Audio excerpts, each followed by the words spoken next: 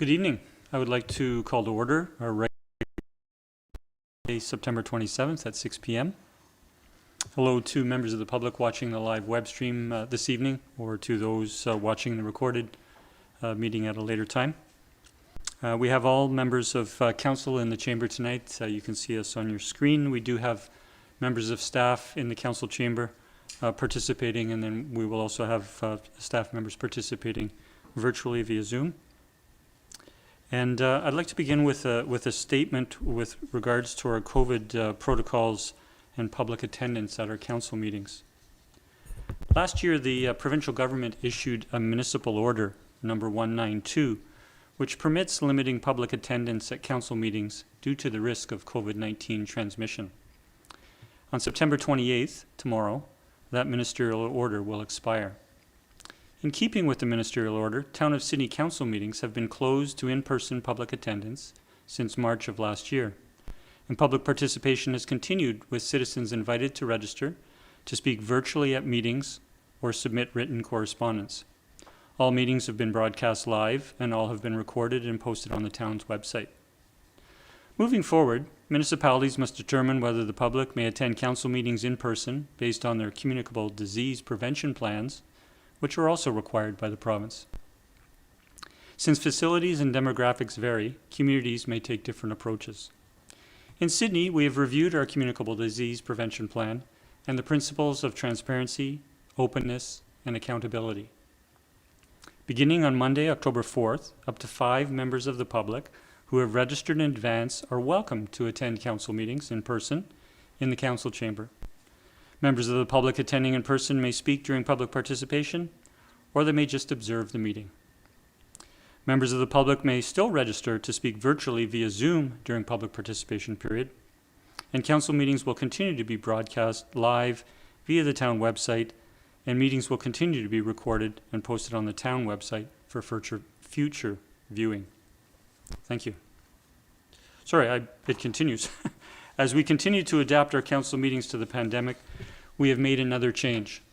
Members of the public may no longer submit a letter for town staff to read aloud during public participation. However, we still welcome your letters. They will be included in the appropriate agenda in the appropriate correspondence section of the council agenda, which makes them available to the public and for council members to read them prior to the meeting. We will continue to abide by provincial health orders, monitor the safety at our public meetings, and update our communicable disease prevention plan accordingly. I know I speak for all council members when I say we look forward to seeing regular and full public access to our council chamber when it is safe to do so. Thank you. I'd next like to move to the territorial acknowledgement. And given the occasion that is upon us on September 30th, I would like to make additional remarks this evening. I first want to respectfully acknowledge that we are holding our meeting this evening in the territory of the Wasanich Nations, the Tsawit Nation, the Sartlip Nation, the Pakwachin Nation, the Sycam Nation, and the Malahat Nation. We express our gratitude to the Wasanich people for their stewardship of these lands and waters for millennia, and that our non-Indigenous settler culture is able to live in this remarkable place. On Thursday, September 30th, we will mark the first National Day for Truth and Reconciliation, which has been declared as such by the federal government based on one of the 94 recommendations made by the National Truth and Reconciliation Commission. I want to acknowledge that Orange Shirt Day was established on September 30th by the Indigenous community several years ago to commemorate the tragic history and ongoing trauma caused by Canada's residential school system. We cannot distance ourselves from this tragedy. It did not happen far away or even that long ago. There were 5 residential schools on Vancouver Island, with the last one operating into the 1980s. In June, we learned the names of 202 children who died while attending residential schools on Vancouver Island. A list that does not yet capture all the children who died. At Cooper Island, within the Southern Gulf Islands, there are records of children drowning while trying to escape from the school. Wasanich children were among those taken from their families. The town of Sydney acknowledges the harm to children, their families, and and their communities by the residential schools. And we acknowledge the ongoing impacts and the intergenerational trauma that are felt by Wasanich people in their communities and in other Indigenous communities across the region, the province, and the country. Our government-to-government relationship with the Wasanich Leadership Council and Pakwachin First Nation is in its early days. I know from the official community plan engagement process with Wasanich people and with engagement of our citizens in the Sydney community that there is a strong desire and willingness to work to tangible signs of reconciliation. Sydney Council shares a commitment to reconciliation and for our relationship to grow in meaningful ways for everyone living in Wasanich territory. I trust that the National Truth and Reconciliation Day and Orange Shirt Day will be felt and honored throughout our community. In the future, as we emerge from the COVID-19 pandemic, I look forward to exploring ways we can do this together. Thank you.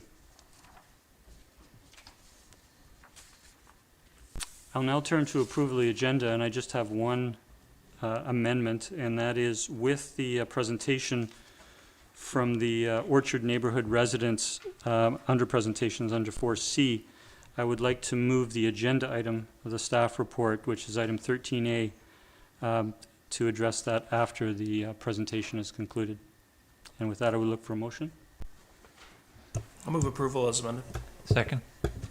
All in favor? Motion carries. Thank you. We'll now turn to public participation. We did have one member of the public register to speak, and I will turn to Ms. Nelson if that person can confirm their connection. Sorry, Mr. Mayor, he is not connected. Yeah. Okay, thank you, Ms. Nelson. We'll move on to, okay, there we are. That's the presenter. Can you all hear me? Certainly, Mr. Hardin. I'll just introduce your presentation, then turn the floor over to you. I thought I heard somebody say that I wasn't in attendance. That's why Sorry, we had another individual scheduled to speak in public participation. But, okay. But thank you. I'll mute again. We do have a presentation this evening from Greg Hardin from the Orchard Avenue, in the Orchard neighborhood, regarding an unwanted sidewalk on Orchard Avenue, and a petition is submitted by those local residents dated September 2nd. Mr. Hardin, you have the floor for 10 minutes, up to 10 minutes, and we'd be pleased if you would take any questions that might arise from council members after. Sure. Okay. Bruce DeMera was out here to physically see our street and to discuss the proposed sidewalk in person, which I appreciate. We all did. I did submit a petition, and have all the council members seen the petition? Yeah, Mr. Hardin, I did want to confirm that we did receive the entire package, the petition, and all of the photographs. Thank you for submitting that. Okay. Have all the council members looked at the photographs? Yes, they were part of our agenda packages published last Thursday. Okay, fair enough. So by nature of submitting the petition, you know that none of the residents on Orchard Avenue that are going to be affected by the proposed sidewalk are in favor of it going through. That's number one. Number two, the impact that sidewalk will have, I'm not sure that without being here in person that any of the council members can appreciate what the impact will be. So I guess that's another question I would ask. How many council members have been out to Orchard Avenue to see where the proposed sidewalk is supposed to go? Show of hands. We'll speak to that during our deliberations, but thank you for raising that. We will speak to that. Okay, so I'm not allowed to know how many have been out here. All right. The problem is the driveways that we all have in front of our homes and townhomes. Currently, you can fit 2 cars back to back in those driveways. If that sidewalk goes through, that will cut the parking in our own driveways down to 1 car, which means the other car will have to go on the street. The number one problem, maybe the number one problem, but arguably in Sydney, is parking.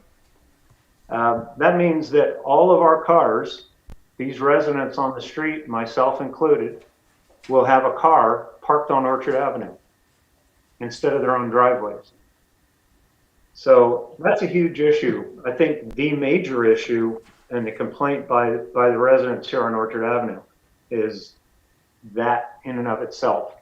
Beyond that, I was going to share my screen, but since you've all seen the photographs, it probably is not necessary. But there are a number of photographs I've taken that illustrate the fact that where the sidewalk is going to go through, it's supposed to line up with the existing piece of sidewalk that's already between 3rd Street and the lane that runs next to our strata. So if we assume that is the line where the sidewalk will continue, that's where the major impact is going to happen. Large trees, large shrubs, and so forth will have to be removed to track that line of the existing sidewalk. That is, again, a major issue.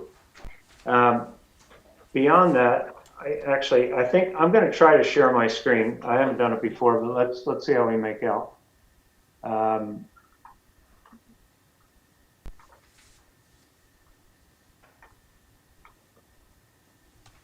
Can you all see that? We can. Okay. So that's my shadow in the foreground taking a picture. I'm standing where the proposed sidewalk. Sorry, Mr. Hardin, I believe we're looking at your desktop screen with several documents. Oh, weird. Okay. Stop share. All right. Well, needless to say that I've mentioned that this sidewalk going through is going to have a huge impact on parking. Privacy is another matter, but I think the biggest matter is the parking. If we're supposed to park the car on Orchard Avenue as residents, is the parking going to be residents only at that point? Will there be signs going on the street that say residents parking only, like down at the hospital downtown? That's a question. There's also, as Bruce highlighted when he was, pardon? Bruce DeMere highlighted that the town plan calls for a setback from the edge of the street that would be, I think it was 1 meter or 1.5 meters, then a slight swale, and then a sidewalk. So in front of our strata, which is between the lane, between 2nd and 3rd Street, that swale is very deep. And then if you continue west, that swale no longer exists, and there's a drain that's basically taken place of that swale.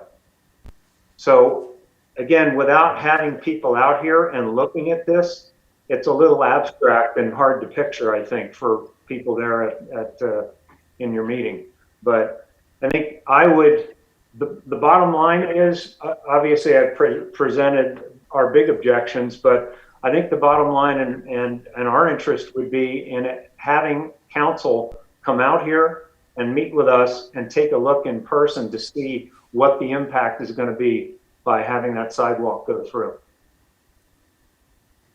Thank you, Mr. Hardin. I will turn it to councillors if they have any questions. Councillor Duncan.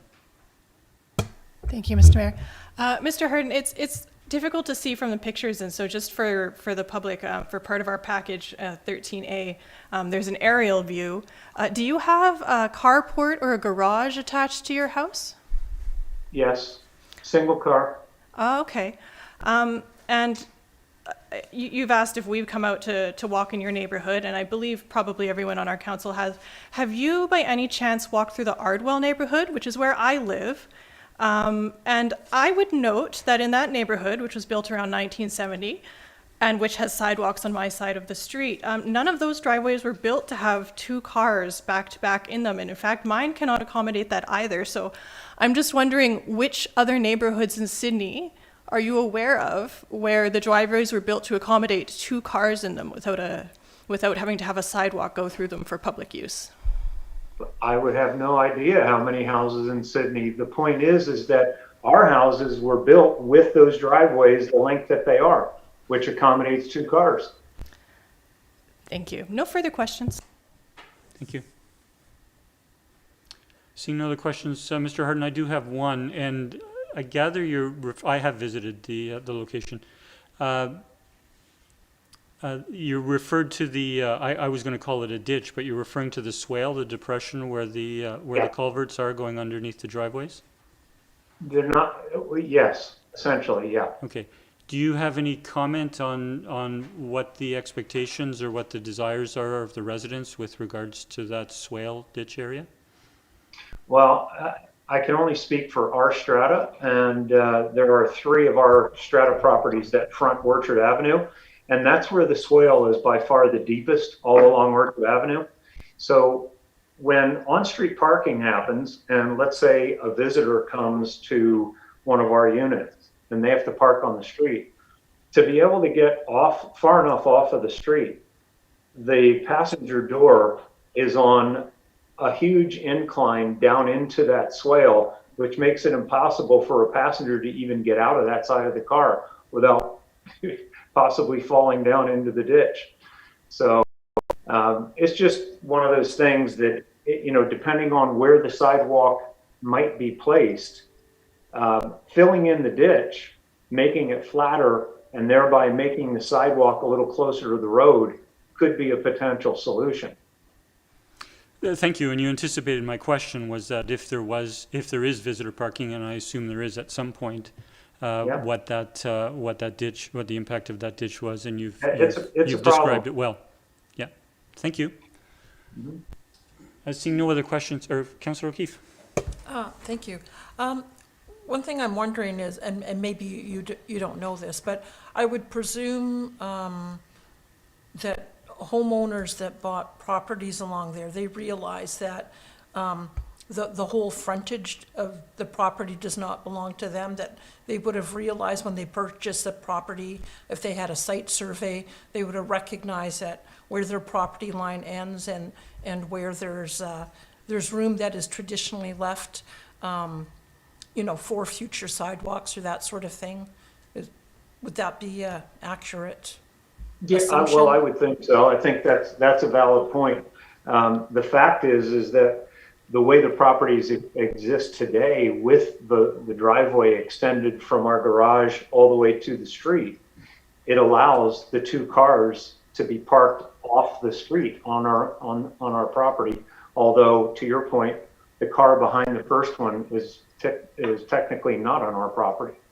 But, you know, the whole fact that if the sidewalk is going to go as proposed, we will now have to park on Orchard Avenue, which, you know, I mean, that's an issue. We're going to be competing with parking spaces from visitors in Sydney. You know, I'm sure there's other places in Sydney that have the same issue, but, you know, I know there's no such thing as squatters' rights, but we've had these driveways exist like this for quite a long time. And now to come along and put that sidewalk through and, you know, right through the middle of these driveways, it leaves everybody with a bad taste in their mouth. That's, thank you. Thank you, Councillor. And one last question. I appreciate it may be putting you on the spot, but do you know the construction year of the strata? 98. 98. Thank you.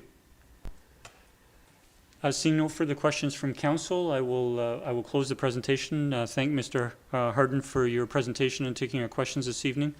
You're welcome to continue to view because there's a little time delay with the website. You're welcome to stay on and view our deliberations that we'll go into now, but we won't be interacting further as we enter into our deliberations. Am I able to get an answer on having council members come out and discuss this on the site here at Orchard?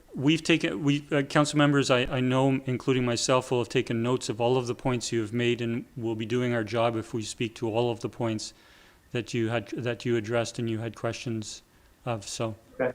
All right. Thank Fair you. enough. Okay, thank you. Thank you. So we will close the presentation portion and then go to agenda item 13A, and I will turn to staff for an introduction, please.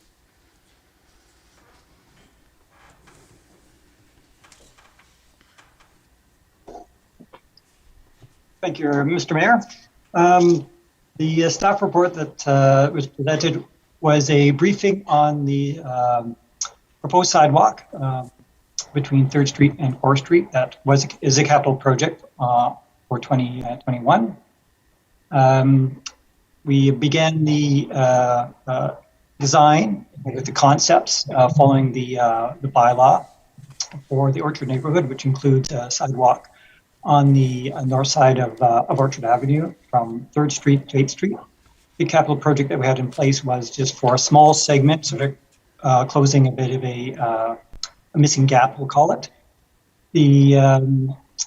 Through the process, we also, as we do, engage with the public. So I had a good site meeting with the strata representatives on fronting that sidewalk, and the report presents sort of the findings and the concerns that was brought up by the council members, by the strata council members that I met with. I'll be happy to answer any questions.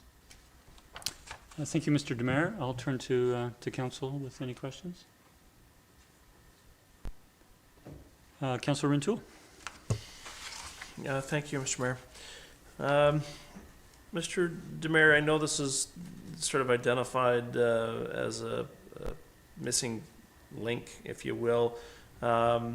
Just chat for a moment about the timeline for when the rest of this sidewalk area was built out initially, but also if you would comment on the photos in the package, and you've seen the photos submitted along with the petition, and just comment whether or not the red lines, which apparently indicate where the sidewalk would run, if those are fairly accurate in your opinion. Thank you, through the mayor to Councillor Rintoul.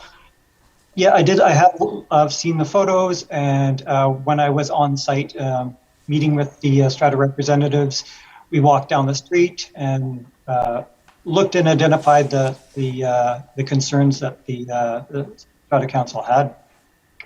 I think generally it represents where the sidewalk's going to be. It's sometimes difficult to tell just through the photos.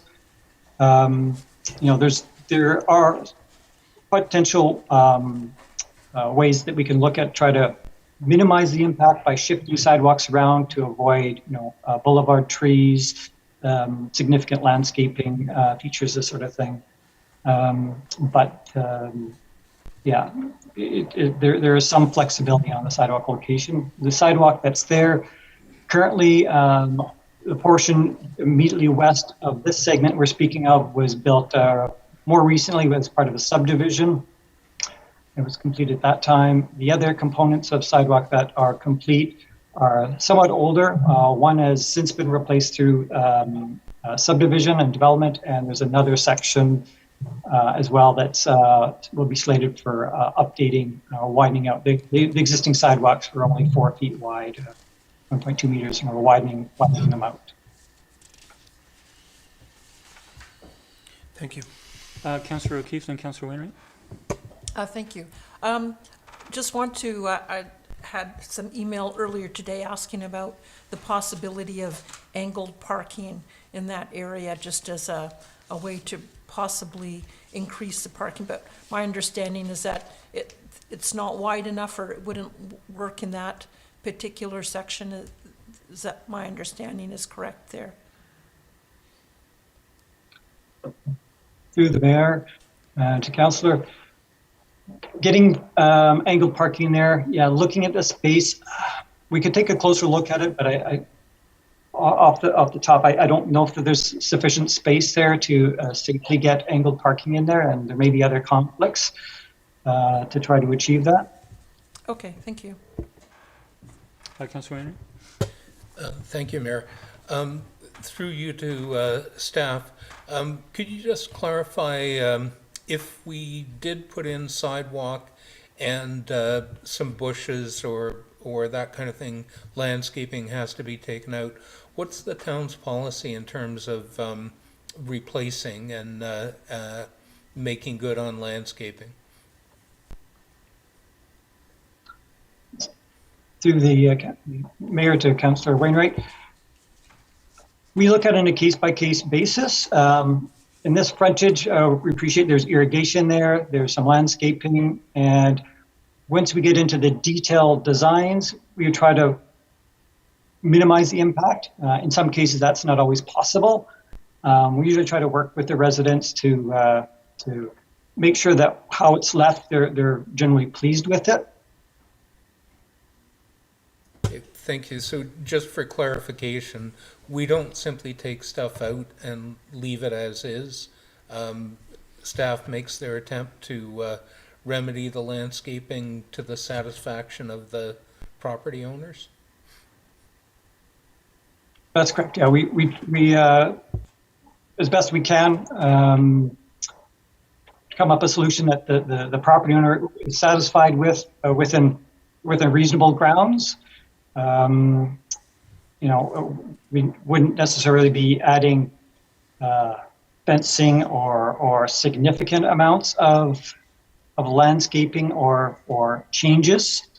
Usually our first attempt where possible is try to minimize the impact of what's there.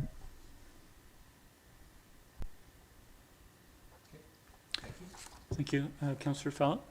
Thank you. Just to follow up, Mr. DeMayor, we're looking at sidewalk, curb, parking. It wouldn't be sidewalk, boulevard, curb, and parking, correct? Or roadway? There's, through the mayor to Councillor Fallot, it's roadway, boulevard, and then the sidewalk. It's following the cross-section that's within the Orchard neighborhood under the bylaw. So my only concern was, last week we were addressing situation for owners elsewhere in the town who had boulevard that had was not being watered and had gone to weed. And so I just wanted to make sure that whatever we're doing here, that we're not running into a similar situation if we were to go ahead with this project.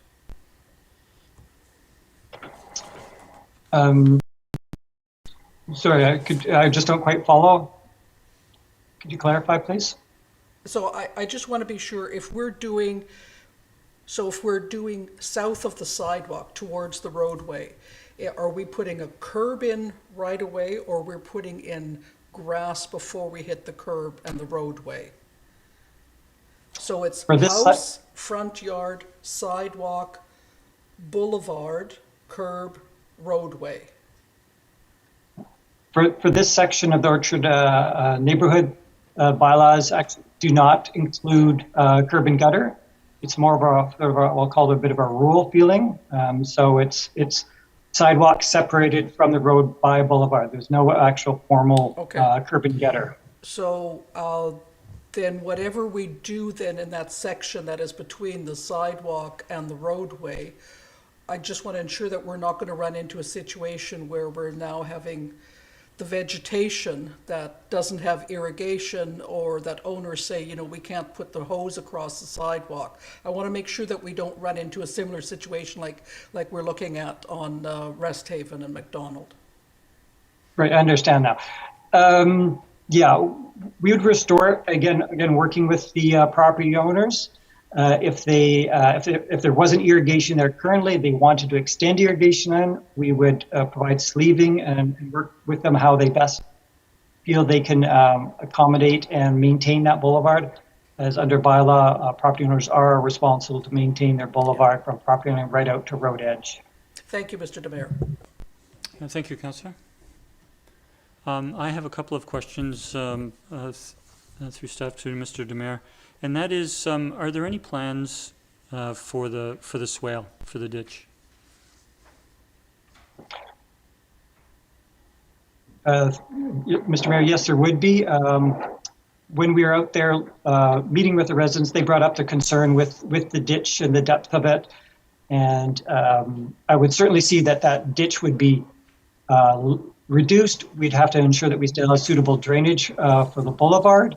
But I would see that that ditch that's currently there as it sits would be reduced significantly more to a swale, maybe with some drainage inlets. So that I'd certainly see improvements on that front. Okay.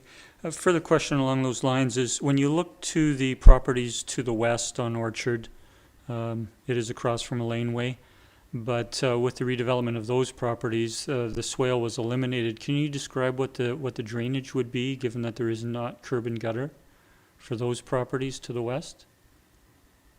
Yes, thank you, Mr. Mayor. That boulevard directly to the west, there are drainage inlets, so catch basins area drains that were provided as part of that development to ensure that the boulevard area is drained. Okay. Is there a reason we wouldn't pursue the same in front of the strata that's before us?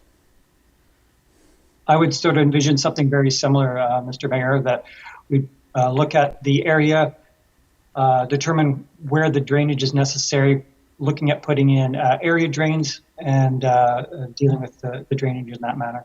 Yes. But if you look at the two, they're very different. I mean, it is level in the properties to the west. The boulevard area between the sidewalk and the road is level. There are also, trees that have been planted, and they look pretty healthy. And so I'm just wondering why we're not pursuing the same. We're looking to maintain a swale, maybe of slightly lower depth. I think, well, I'll leave that to my deliberations, but I have some concerns with the swale remaining.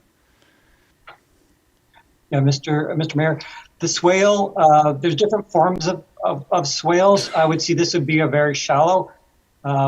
We can direct the water, and the idea from the engineering perspective is you're getting the water off the edge of the road. Once you get to the edge of the road, you have to then direct it to the area drains. So there could be some very shallow swales or depressions just to help collect that water and then direct it to an inlet, an area drain. So it could be very similar to what you see to the west, maybe a little bit more pronounced, again, depending on how much grade we have to work with. We try to minimize the impact of swales as best we could there. Thank you. Thank you, Mr. Demare. I don't see any other, sorry?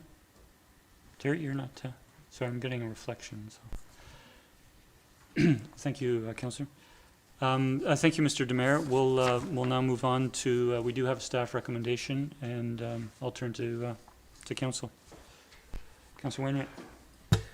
Thank you, Mayor. I'll move that staff be directed to proceed and complete construction of a concrete sidewalk on the north side of Orchard Avenue between 2nd Street and 3rd Street. Second. Discussion, Councillor Wainwright. If I could speak to it. So I guess the first thing is that I don't see any likelihood that council would come out and meet with the Strata Council. Our intention had been to make the decision tonight, and the motion that's just been made would be doing that. It's always been our plan to have a sidewalk in this area, and our parking bylaw has been pretty clear about that. We don't really have an option of moving the sidewalk closer to the road, because if we did that, we would eliminate on-street parking. So that really isn't any kind of solution. I'm noting in the staff report that the two properties that have driveway access onto Orchard have single-car garages plus space for a vehicle to park in front of their garage. And that's even if the sidewalk had gone in. So I'm not really seeing that there would be a significant concern for us in putting that sidewalk in, because it seems like the residents should have 2 parking spaces anyway. As far as the privacy concerns go, that's really no different than any other sidewalk in Sydney. I really am not, I don't see that as a basis for refusing to put it in. So all things considered, I think I've listened to all the concerns. I'm confident that staff will do a good job on the landscaping around the sidewalk. Obviously, they'll be consulting with the residents about that. But I just can't see any reason why we shouldn't proceed. Thank you. Thank you, Councillor. Councillor Fallot. Thank you very much. I'm very familiar with the Orchard neighborhood. I used to live on the west side of the Orchard neighborhood, and over the decades now that I've been in Sydney, I have walked all over the place, including that particular area of the Orchard neighborhood. And one of the things I can say that's most concerning is the interruption of where a sidewalk ends and where the next one begins. And it's a real safety issue to have to jog around. I also know that some of the properties along Orchard, not in front of this particular strata, but in other areas of this section that we're in general talking about, have even gone so far as to put barricades on the boulevard to stop anybody from parking there. And that's quite concerning. So, you know, further to what Councillor Wainwright was talking about, the parking, it's there already. There's room for the parking.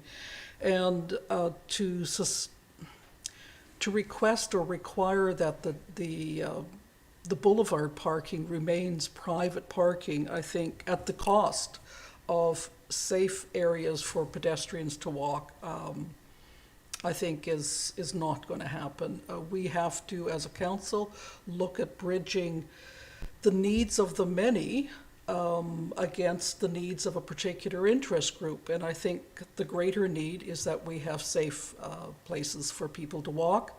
And the sidewalk, as Councillor Wainwright said, has been planned for that neighborhood. We've got other neighborhoods throughout our lovely town that are screaming for sidewalks. And I think it's very interesting that here we have a neighborhood that's asking not to have them. So I'm comfortable with this motion and supporting it, and I too believe that our staff will do the best job they can, as they always do. Thank you. Thank you, Councillor. Councillor O'Keefe. Thank you. I'm in support of the motion. A lot of the reasons already cited. When I look at just the things that resonated with me, as one of my colleagues has mentioned, carports that seem to be available for cars, and there seems to be a tendency for people to want to use carports for storage and not for vehicles. So I think they've got some capacity there that they could use for their cars. I've also visited the area. I've walked through that area. It's a nice neighborhood. A lot of people like to go walking through there.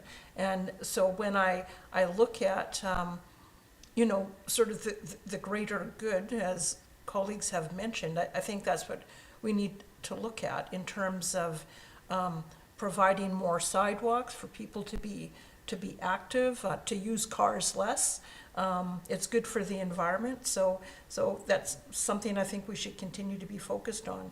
I also worry about, you know, getting into a situation where citizens in a particular neighborhood decide, you know, whether there's going to be sidewalks there, you know. I'm thinking about maybe those people don't want them, but people down the road might want to have sidewalks, and we certainly can't get into a situation where neighborhoods can pick and choose whether they want to have sidewalks or not. So I think we have to look at the greater good for the community, and you know, balancing. For me, I'm looking at, do we focus our attention on providing more cars, or do we focus on providing more safe environment for people to be active and walking and being more accessible? Somebody who's in a wheelchair or some sort of mobility device, if they want to go travel through that neighborhood, they've got to go on the road, and I don't think that's safe. So I think safety trumps more parking spots for me. Thank you. Thank you, Councillor. Councillor Garnett. Thank you, Mr. Mayor. Yeah, I would just like to thank Mr. Hardin for his presentation and for his willingness to take questions. Having been out there as well, I generally do a site visit for everything we look at. So it's my colleagues have spoken to most of the points I was going to make, and for me, it's sidewalks have always been a big push for me, anyways. Anybody who would ever talk to me, as a person who was a letter carrier for years in this neighborhood, I know in this neighborhood and other neighborhoods in Sydney how much they're needed, and it's mainly around safety for certain. And that particular street is not that wide. And I think, and it's not necessarily that level, so people with mobility issues might have a challenge going down that street. Whereas a sidewalk's providing them with a nice flat surface. It gets people off the road. It provides safety, and we want people out walking. And it's been something that we've been pushing for active transportation. And we often think of cycling when we think of active transportation, but there's also scooters and mobility aids and and walking and all these other areas and forms of doing things. And this particular neighborhood is one that's been highlighted by staff to be done. And it seems like a smart thing to do as we are densifying it. So there's going to be more and more people in that area that are going to be wanting to walk and use spaces safely. So I think that's important in terms of our future plans for the community in that particular area. I do feel for them that in the fact that it was built that way to start with. Maybe that was a draw from the developer to try and get people to purchase. I don't know. But yeah, generally speaking, if you have a garage and then you have room for another car, there's room for two right there. And there's many people that have just room for one. So, and you seem to get along fine when you have a sidewalk. It will adapt, and people will adapt to it. And as much as I can sort of see the privacy concerns part of it, but there is a fair bit of hedging along there as well, and a lot of planting that they've done, nice planting. And so I don't think that's going to be a huge issue for them as well. And like Councillor Wainwright said, I trust that staff will work with these people and try and leave the in condition that's similar or something close to what it was before they started their work, because staff generally does a pretty good job with that. So thank you. Thank you, Councillor. Councillor Rentoul? Thank you, Mr. Mayor. Yeah, thank you to my colleagues. I think definitely, seems to be consensus here around the direction. I know the staff report did make reference to the pending active transportation plan, and that we could well revisit this particular decision to see how it aligns to the active transportation plan. But my feeling is it's not much of an active transportation plan if it's not encouraging us to fill in sidewalks where there are none. And like Councillor Fallot, I agree there are areas of Sydney that would very much like to see sidewalks completed. And so, for the residents, I get the anxiety that this has created, and I think it's unfortunate. But it's certainly a change that, the town has envisioned for some time, and hopefully they're not caught off guard from that aspect of this intent. I do note that parking can be, quite active in that area. Certainly a number of employees in the town center will park out in this particular neighborhood, and so I'm sure that is a challenge, and I think that's something that longer term needs to be monitored and addressed.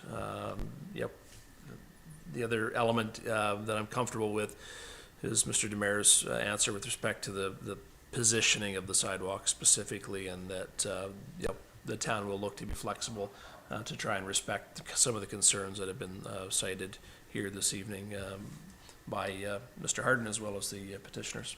So they're my comments, sir, Mr. Mayor. Thank you, Councillor. Seeing no other discussion, I actually have I'd like to return to a question to staff, to Mr. Demer, if possible. And I'd just like to turn to the first photograph, the first of 9 photographs that are in our council package. And colleagues have spoken to the mature planting that are on the boulevard. I appreciate that, but the notes in red from staff indicate that certain mature plantings would be removed. So they would be removed completely along there, or are you consider, from your comments, Mr. Demer, that the siting of the there might be some flexibility in the siting of the sidewalk, those might be retained? Thank you, Mr. Mayor.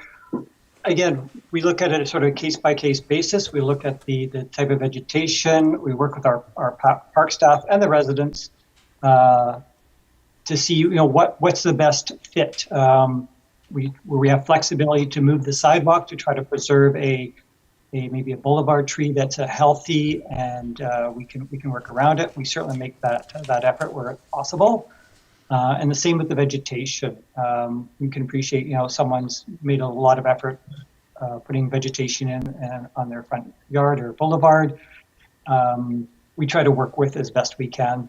Again, minimizing the impact to it. Some cases that's not always possible. Sometimes there is something that may have to be removed, but if it's maybe a small boulevard tree or shrub, again, we'll work with the resident, maybe looking at trying to get a replacement. Thank you. That's helpful.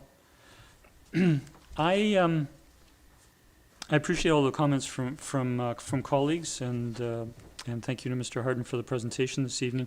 I have concerns with the proposal, and first I'll speak to some of the different points that were made during the presentation, and I concur with colleagues on council that my concern is not parking. That there are the provision of 2 spaces in these driveways and homes, and that the sidewalk, I believe, should take precedence over providing boulevard parking to residents. However, a concern, there's 2 concerns. Is one, just from that one photograph that I've seen, is if you try to realign the sidewalk to save what are significant plantings along the front of the homes, appreciating that the majority, if not all of it, is on town boulevard, it still represents significant planting, and all of these types of planting contribute to our urban canopy, our urban forest. And but if the sidewalks to be realigned to save them just from this drawing, it then starts to land in the swale. And I appreciate the comments from staff that this depression may be reduced, but I think there are still challenges posed there. And my second concern is leaving the swale, even minimizing it. What you're doing is you're leaving above ground drainage in this neighborhood when the remainder of the block to the west was addressed. At the time, I gather that was time of redevelopment, which wasn't all that long ago. And that there's actually the opportunity of boulevard trees, and as I commented earlier, they seem to have taken well there. And I realized there would be additional costs to dealing with the drainage removal of the swale and the drainage, but I think that is of benefit to the residents and the community as well. And that the additional benefit, 2 additional benefits to that is more safe on-street parking, because on-street parking is a reality from visitors. And while it might be nice on a sunny day when everything's dry, there are going to be weather conditions where it's coming out of the passenger side of vehicles is going to be rather unpleasant. And to look at an option where council understands that the mature plantings on the boulevards can be retained. I will note, and I'm sorry, I don't have my memory doesn't serve me well enough to know the exact locations, but there are locations elsewhere in Sydney where the sidewalk in a long block does jog just a little. And I don't know whether it was a situation like this, but it happened due to circumstance, and seems to work fine in that particular neighborhood. So with that, while I appreciate the points from members on council and the staff report, I won't be supporting the motion. I'd like to see another attempt that council could appreciate, that the swale and the plantings have a different future. Councillor Rintoul? Thank you, Mr. Mayor. You raise a good point with respect to the observation regarding I'll call it a ditch, and the challenge for people in that limited space with the ditch there, and the fact that the services elsewhere, drainage is underground. But I don't know that couldn't be handled as a motion arising to ask staff to review that and still, send the message today to move the project forward. So I think you've raised a good point. absolutely that probably should be considered, or at least give staff the opportunity to come back to council with respect to that. So I'll just share that observation. Thank you. Thank you, Councillor. Seeing no other discussion, I'll call the question. All in favor? Opposed? One opposed, myself. The motion carries. And may I, Mr. Mayor, the prospect of a motion arising? Please proceed. Thank you. I'd like to move that staff be requested to report back on the option to remove the ditch or swale and move the drainage at this location underground. Second. Further discussion? If I may, just really around the point that was raised during the presentation, but you've also followed up on, Mr. Mayor, and that's around the limited space in that area, and in part given the ditch that is there and how that impedes on the potential for future planting, as well as frankly for convenience and use of the street in that area for parking. Thank you. Thank you, Councillor. I'll turn to the seconder if Councillor Wainwright wishes to speak. Thank you, Mayor. The only comment I'd make is that the photos that you referred to regarding the landscape coming out, those weren't part of the staff report. That's part of the petition. So staff's comments on what landscaping would have to be removed is something I'd be actually interested in the follow-up report. Thank you. Thank you, Councillor. I'll turn to Councillor O'Keefe before commenting again. Thank you. I agree. The only thing I was wondering is, you know, whether it needs to come back to council or not, or whether it's something that this is just direction to staff to look at this as part of their planning for that area, and whether we leave that to them to resolve or not. So that was just my comment on that, about whether we actually needed to come back to council or not. That's all. Thank you. Okay, I think I would turn to staff just for clarification. I mean, the first motion that was passed was for staff to proceed, but the second motion makes a request for information to come back for council. Would it be staff's intention to bring information back, or to commence with the project and still bring information back to council? Thank you, Mr. Mayor. Maybe I'll defer the question to Mr. DeMare to see if he has a comment on, I guess, the feasibility of the removal of the swale, and then maybe what the potential cost implication might be. He may have an idea of order of magnitude. Thank you, Mr. Humble, through Mayor and Council. Yeah, the intent would be to minimize the drainage swale. The drainage swale that you see out there currently is more of a ditch. It wouldn't be the vision of staff by any means how it would look. And we'd be quite happy to work with the residents to minimize the impact on their vegetation. Looking at the red lines that the petition had marked out for removal, I don't know that level of removals would be required. And as mentioned earlier, staff would be quite happy to work with the residents to try to minimize the impact to their frontage and their vegetation. I think there is room certainly to do that on this case. It's just a balancing between, if we have to shift the sidewalk out a little bit to help preserve some landscaping, that we're still maintaining suitable width for boulevard parking. In this case, I think we can still accommodate that, as well as eliminating or greatly reducing the swale. And when I refer to a swale, it can be very shallow. It's really just to help direct water to those area drains or catch basins that are on the boulevard. We just don't want to see water ponding in the boulevard. Thank you. A question to Mr. DeMare, and thank you to Councillor Wainwright for the clarification with regards to the drawings. My comments were actually based on being on the site and holding my thumb up and looking at the current state and appreciating that the the vegetation looks differently at different times based on how it's maintained.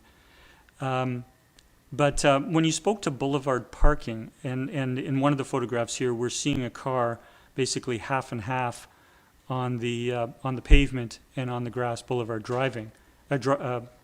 grass boulevard. So it's accepted that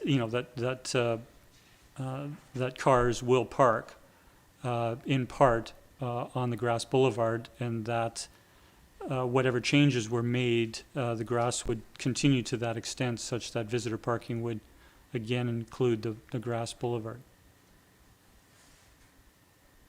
Thank you, Mr. Mayor. Yeah, in this case, it is somewhat of a gravel or grass boulevard.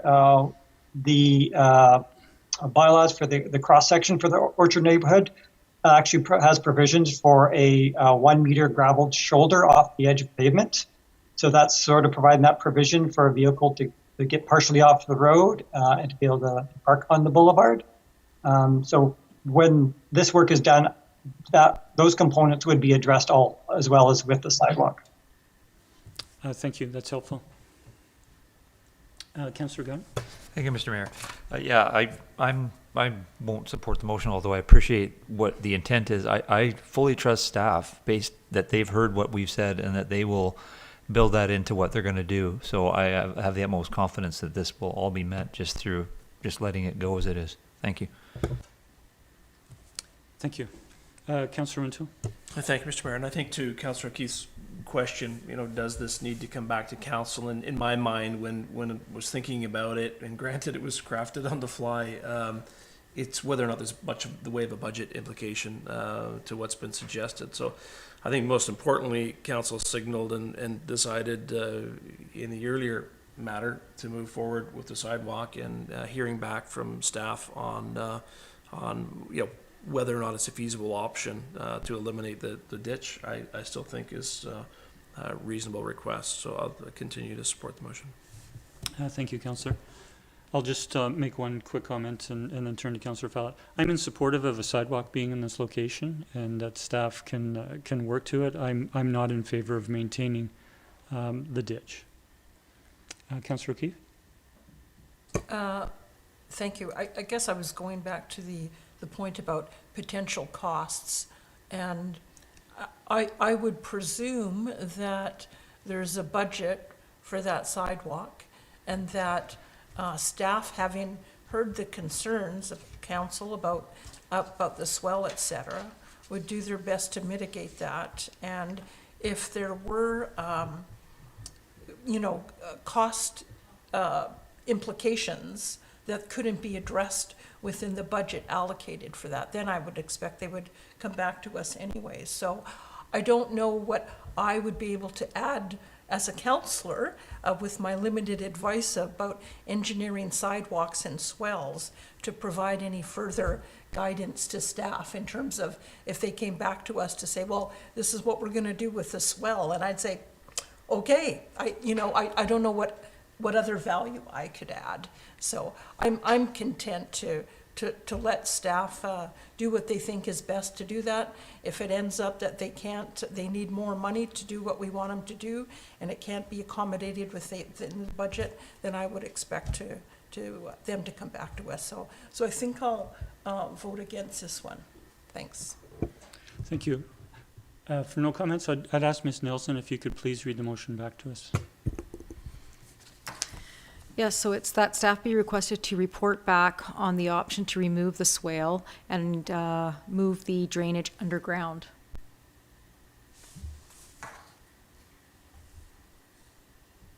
Okay, thank you. Seeing no further discussion on amendments, I'll call the question. All in favor? Opposed? We have 5. Sorry, I'll call the question again. All in favor? Opposed? We have 4 opposed. The motion is defeated. Thank you. We'll next turn to, we have no bylaws or development permits on the agenda this evening. We'll next turn to Section 7, adoption of minutes, and we have those from our regular council meeting of September 13th. Move adoption. Second. All in favor? None opposed, motion carries. Moving on to the mayor's report. I have appended in the mayor's report, as I have in the past, a link to the highlights from the CRD board meeting for September the 8th. I would actually like to prepare further because there are two important items that happened at the CRD board, and it's actually based on committee work, the work of two committees, a Regional Arts Facilities Committee and the Arts Commission, the Standing Arts Commission, Long-Standing Arts Commission. And those reports are linked within the highlights of the CRD board meeting. And these will be coming back to the CRD board at a future meeting, possibly in October or November. But I would actually like to move myself, and I can speak further to it if there is a seconder, to refer the highlights from the CRD board meetings, in particular the two reports on both of the arts functions, to the committee of the whole meeting of October the 4th. Second. Thank you.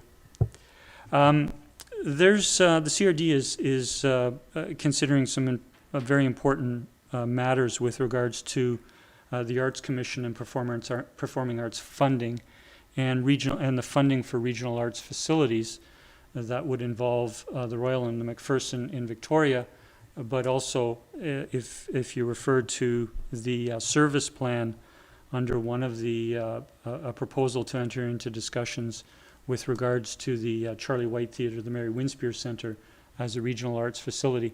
I and Mayor Orr and Councillor Gardshore have on different occasions met with Brad Edgett. He was consulted by CRD on this, and we might actually ask him or invite him to comment at he did come before council once before on the regional arts function. But I would like to just explain the background work that has been undertaken from the two strategic priorities that the CRD board set at the start of its strategic plan at the start of this year, and how the board is trying to work through on these two items before the conclusion of this term. Happy to take any questions if there's any questions with regards to it, but we do have the referral motion to October the 4th. Seeing no discussion, I'll call the question. All in favor? None opposed, the motion carries. Thank you. Next, turn to the council reports, and I'll turn to Councillor O'Keefe for a report on the SIPP Municipal Partners Meeting. Thank you, Mr. Mayor. You have the report, so I won't go through all of it. A couple things I will highlight, and one thing I'll mention which wasn't covered in the report. So the most important thing is about Rising Economy Week, which is coming November 22nd to 25th. So this will be an in-person and virtual event. Last year they looked at and explored how to grapple with the pandemic, and this year they're looking to the future and what are our opportunities in moving forward as we come out of the pandemic, and some very interesting topics, a few that popped into my head that I thought might be of interest. They're going to be talking about the top 10 post-pandemic trends to shape our economy. There's one called City Visions, Can Density Be Done Right? I thought that was very timely for us in the discussions we've had about OCP, and also one about climate capital and financing the green transition. There's a lot more, but I just thought I'd mention those three because I thought they were relevant to us. A lot of those sessions will be virtual, and so if you don't want to go to all of these things, you'll be able to opt in for the ones that interest you. And I think as we move forward into developing our economic development strategy in the coming year, this is a good way for us to become familiar with some of the trends that are coming out of the pandemic, and maybe some of the opportunities, and give us some ideas about what we might want to do with the economic development strategy here in Sydney. The other thing I just wanted to mention is in August, the federal government announced the establishment of Pacific Can, which is a federal economic development agency for BC. And they're going to have an office here in Victoria. They're providing about $500 million over 5 years to different areas around the province of BC. And I wanted to mention that because SIPP was actually instrumental in lobbying the federal government to set up an office here in Victoria. So, and two of the projects they're working on, the COAST, which is the Center for Ocean Applied Sustainable Technologies, and also the Indigenous Prosperity Center, are potential flagship projects that the new Pacific Can office might be able to fund. So I think it's just highlighting, one of the benefits of SIPP, having them lobby for us to bring federal money to this part of the province. So those just a couple things I wanted to highlight. Unless there's questions, I would just move that we receive this for info and forward to the Economic Advisory Committee for information as well. And we have it moved Second. and seconded. Any further discussion? Seeing none, all in favor? Motion carried. Thank you for the report, Councillor O'Keefe. And we'll turn to Councillor Fallot for a report on ArtSea and the Victoria Family Court and Youth Justice Committee. Thank you, Mr. Mayor. I'll start off with the Victoria Family Court. Council will recall that there was a review going on from the CRD to review this particular committee, make sure that the mandate still fits in with everything.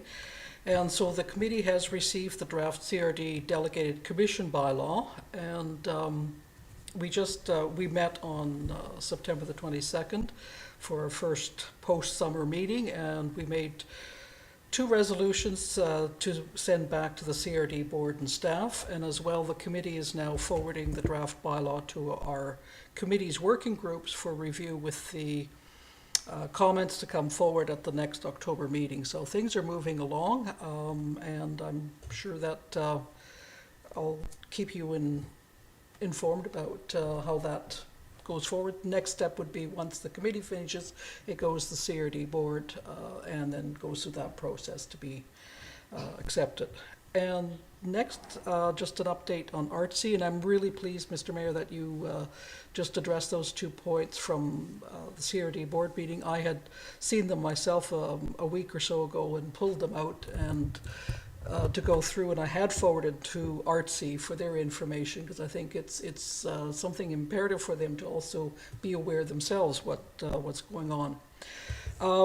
So ArtSea's been very, very busy. They've really met the challenge for COVID. They were also very fortunate that Central Saanich, District of Central Saanich, had some COVID relief funds, and they gave ArtSea $5,700 towards a couple of new computers for admin. And that's been very, very welcome, because ArtSea adapted fairly quickly right in the beginning to look at virtual art shows, of highlighting separate artists and their work. It's been a benefit both for ArtSea itself, in that they've got quite an incredible influx of new members, members coming throughout the region who are joining ArtSea. They're very happy with ArtSea. ArtSea is good to its members, helping them to promote their works. So, and also COVID has been quite interesting, because there's new artists, people who are exploring their interests and their talents. COVID gave them the time. So that's been very interesting to note. The rental of the gallery is booked right up to the end of the year. They've had great acceptance of that. One thing they're really noticing is they would like to expand when the gallery is open, but they find the isolation of Tulista Park for after hours in the evenings is just not always suitable. They can't always get the volunteers and staff to be there, and so as they were sort of talking on their wish list, it was They sure hope that something opens up for them on Beacon Avenue. They would love to be on Beacon Avenue. So if there's any developer out there listening and paying attention, ArtSea would love to have a new space. And also, I'm pleased to report that the ArtSea grants are, the first intake has happened. 5 groups have submitted their applications. One did pull back because of COVID. We didn't come out of stage 3 and go into 4, and so their program that they were looking to do wasn't suitable for that. But those other 4 applications are being reviewed right now. So that's the news from ArtSea. Thank you for Councillor Fallot for the very positive ArtSea update. Appreciate it. And we don't have a motion to receive, but that's fine. We'll turn to committee reports under number 12, and I'll turn to Councillor Rintoul with regards to the Advisory Planning Commission meeting of September 21st. I'll move receipt of the minutes. Second. Any discussion? Councillor Rintoul. Thank you, Mr. Mayor. I'll just point out for Council's further attention within the record of decision, the discussion on this project was quite interesting, and in particular questions to the proponent around the possible need for air handling, heating, ventilation on the rooftop of this structure. And those questions couldn't be answered, and my understanding was that they were looking to get some clarity around being able to move forward before they went through that process. But I think it was a very, very healthy conversation, and particularly through the lens of, is this a patio any longer, or is this just a building extension?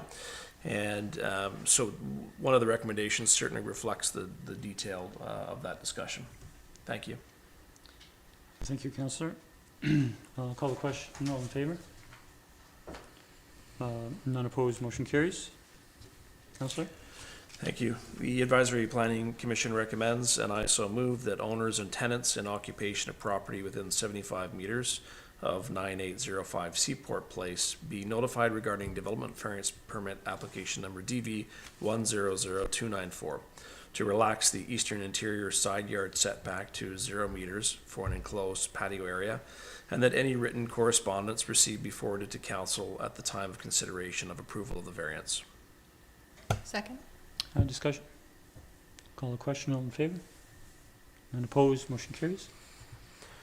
Advisory Planning Commission recommends, and I so move, that development permit variance application number DP 100816 to construct a roof over the restaurant patio area for the property at 9805 Seaport Place be brought before council for consideration of approval if council authorizes the issuance of the development variance permit, subject to the condition that the exterior design remains unaltered from the plans dated July 7th, 2021.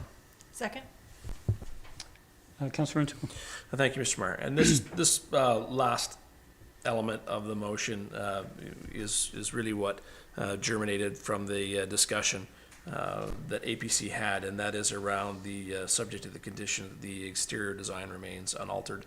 In particular, meaning that there's not the prospect to have any large mechanical ventilation unit on the roof, which may impact not just the sight lines, of course, the view of the building and its aesthetic appearance, but also the noise that they may create for those individuals above this facility. Thank you. Thank you. Seeing no further discussion, all in favor? None opposed. The motion carries. Thank you. So we're moving to staff reports, and we'll go to item 13B, as 13A was covered after the presentation this evening, and that is the 2021 Tulista Boat Launch Float Contract Award. We have a report from staff, and I'll turn to staff for an introduction, please.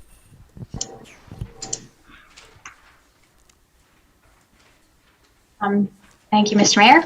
So this staff report is about awarding the Tulista Boat Launch Float Contract. Although there were 4 potential bidders at the pre-bid meeting that was held during the tender period, we only received 1 compliant bid. The bid was over budget, so we looked at portion of the scope that we could remove, and the EnviroFloat was in agreement with her removing it. So staff will actually be removing and disposing of the existing floats, and then EnviroFloat will be supplying and installing the new floats and new aluminum ramps with this budget amount. And yeah, we're recommending that this be awarded so that the floats can be replaced by the 2022 boating season. Thank you, Ms. Clary. I'll turn to council if there are any questions. Councillor Rintoul. Thank you, Mr. Mayor. Thank you for the background information. I recollect the challenge that we've been facing, and we're pleased to be moving this forward, is around the floats themselves, and that some of the material breaking away in them, styrofoam, those billets, and so that I expected to see the floating docks replaced, and it was certainly budgeted for future.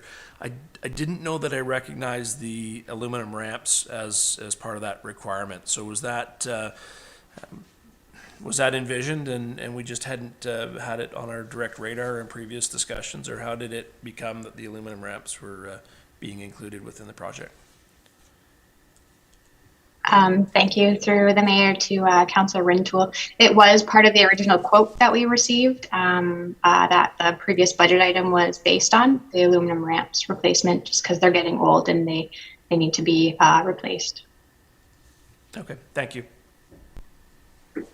Councillor Garnett. Thank you, Mr. Mayor. Through you to staff, and we're comfortable with the $130,000 projected cost. We're not anticipating that will get any larger to any extent. It's within what we think it'll fall. Through the mayor, to Councillor Garnett. So the quote from EnviroFloat was a fixed price cost, and as far as staff's cost for removal and disposal of the floats, we do that every year. So we have very good, we know how much it'll cost to do that. Okay, thank you. Thank you, Councillor. I'll call the question. All in favor? None opposed? Oh, opposed? Sorry. Yeah, we didn't have a motion. I'll make a motion. Oh, I'm sorry. We don't have the motion on the floor. I'll move that the 2021 Tulista boat launch float contract be awarded to EnviroFloat Manufacturing. Second. Further discussion, Councillor O'Keefe. Thank you.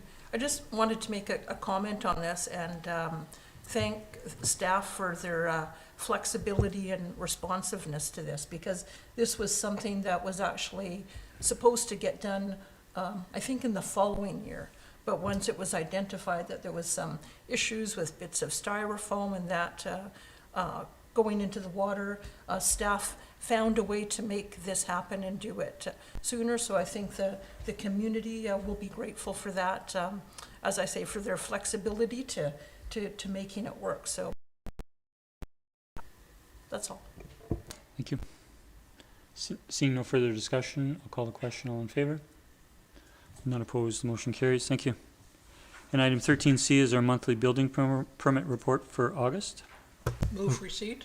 Second. Any discussion? All those in favor? None opposed. The motion carries. We'll next turn to correspondence. We have one item. It is a letter from West Coast Impressions with regards to the 2022 Sydney Street Market season, and we have a recommendation from staff. I move the recommendation to refer to staff for report, and that market operator seek feedback from businesses along Beacon Avenue respecting the proposed earlier start time. Second. Discussion? I would, Councillor O'Keefe. Thank you. Yes, I'm glad that Councillor Rintoul added the bit in about surveying members. I was going to suggest that the SBIA is probably going to, or would probably be in a good position to do that. And I guess I wonder if it's also an opportunity to check in with business owners in that area, not just whether they're agreeable with the time, but if there's other, thank you, if there's other things regarding the market that they might have feedback from. Over the last couple of years, I've heard mixed reviews from downtown businesses in terms of whether the market actually generates, more traffic to their businesses or not. So if we're going out to them to ask for their feedback on the time of the start of the market, maybe there's an opportunity to ask them, give them an opportunity to provide other feedback as well. Yeah, that's all for me. Thank you. Okay, at first I'd like a clarification from staff or from the mover of the motion. Was the motion read as recommended, or was there a change? As recommended in the agenda. As recommended in the agenda. Thank you. I'd first like to speak to Councillor O'Keefe's point with regards to other matters in the survey, and then I will actually have an amendment, which I had in mind prior to comments. The letter from West Coast Impressions specifically speaks to a proposed earlier start time, and the motion as worded is to seek businesses respecting the proposed earlier start time. If we were going to seek a survey on other aspects of the market, I think that should be contained within the motion. And I'll leave it there. But I would like to make an amendment that is not tied to your comment with regards to other matters besides proposed earlier start time. The amendment I propose is maintaining refer to staff for a report, and that the market operators seek feedback from businesses.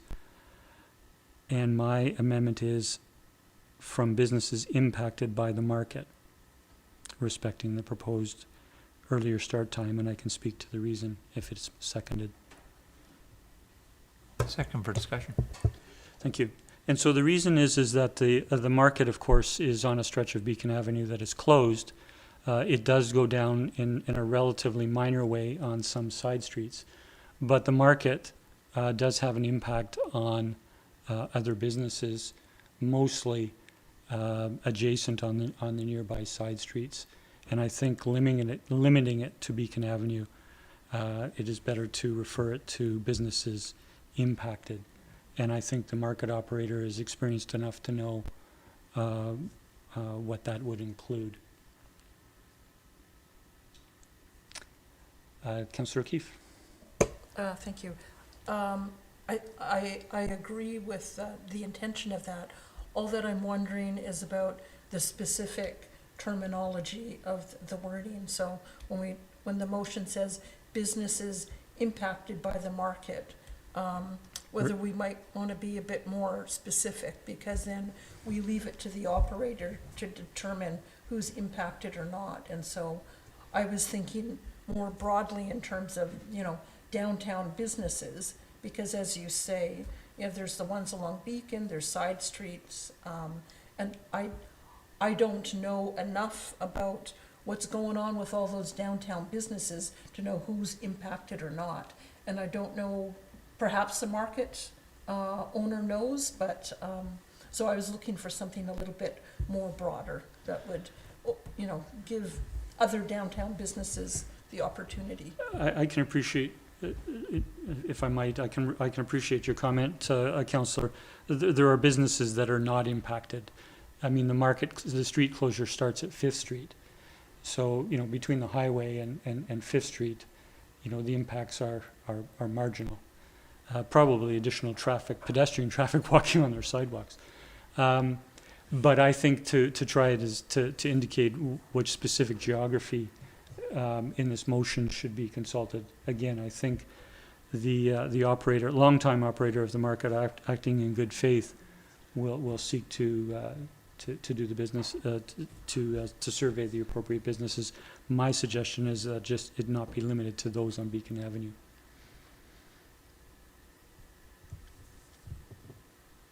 Seeing no further discussion, I'll call the question on the, I'll turn to Mr. Humble. Thank you, Mr. Mayor. So yeah, reflecting on how to engage the businesses, and staff had a bit of a discussion during the senior team this morning about this, and whether or not it's prudent to leave it up to the market operator to reach out to the businesses, and how to ensure that all the businesses that are being impacted are indeed being reached out to, and what feedback are we indeed receiving. There was discussion about should this be left up to town staff to reach out to the businesses and solicit feedback, and we can then ensure we know exactly what businesses have been contacted, what information's been provided, etc. The challenge there is one of resources and capacity. So, as a suggestion, Mr. Mayor, we may propose that if time isn't of the essence regarding this, if we could maybe report back to council and provide a staff perspective on the proposed time change or requested time change, and at that time also indicate potentially a methodology for reaching out to the business community and how that's being undertaken. So it's just a suggestion that I want to present to council. Thank you, Mr. Humble. I think those are very helpful comments from staff. And hearing that, I would move to withdraw my amendment and then make a further comment about the original motion that's on the floor. Does the seconder concur with removal of the amendment? Removing the proposed amendment? Okay, so Mr. Humble? Sorry, go ahead. Yeah, I just wanted to again for clarification before a vote is taken would it be again just a referral to staff for a report? That's what I'm going to propose after this amendment's withdrawn. Thank you. So the amendment is withdrawn. We're back to the main motion, and I would suggest we have a referral motion. Councillor Wainwright? Thank you, Mr. Mayor. Actually, I think I'll just propose an amendment that we strike and that the market operator to the end of the sentence. So the motion would simply be to refer to staff for a report, period. Okay. Second. Moved and seconded as an amendment to refer to staff for a report. Any further discussion? Call the question. All in favor? None opposed. Motion carries. Thank you, Councillor. And the motion is amended? That is an amendment. Yes, thank you. And now I'll call a question on the main motion. All in favor? As amended. As amended, yes. Thank you. And we have one last item, correspondence for information. Move received. Second. All in favor? Motion carries. Thank you. We have no notice of motion and no motion to go on camera this evening. I'll look for a motion to adjourn. So move. Second. All in favor? Motion carries. Thank you, everyone.